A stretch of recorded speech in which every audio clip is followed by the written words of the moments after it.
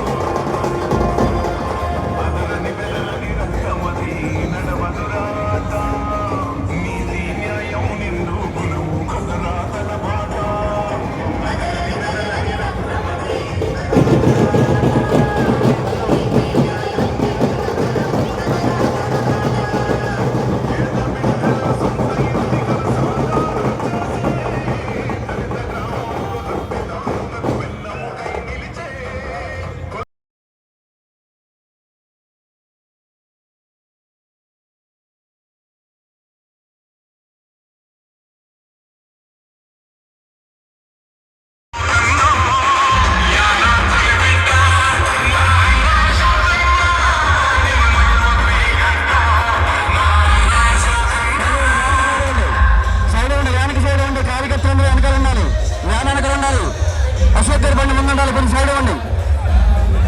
ముందుకు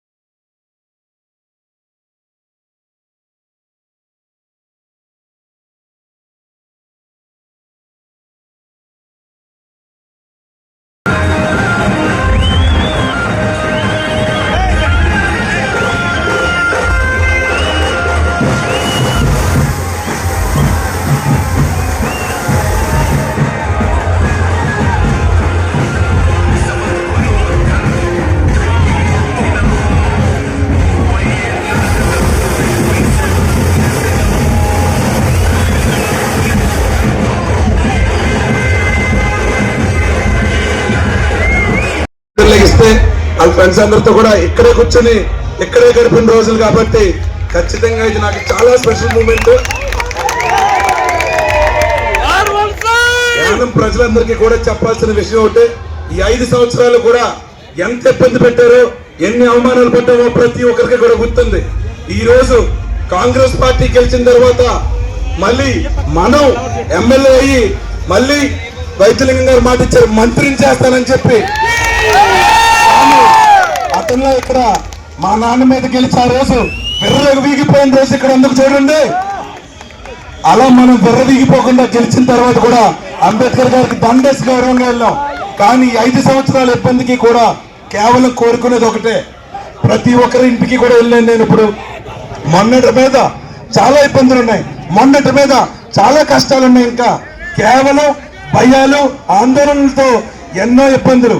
కానీ ఈరోజు ఈ జనసంద్రోహం చూసిన తర్వాత ప్రతి ఒక్కరికి పేరు పేరున ధన్యవాదాలు తెలుపుకుంటున్నాను. ఎందుకంటే ఇది నా గెలుపు కంటే ఇది మీ ప్రతి ఒక్కరి గెలుపు, ఇది మీ ప్రతి ఒక్కరి గెలుపు.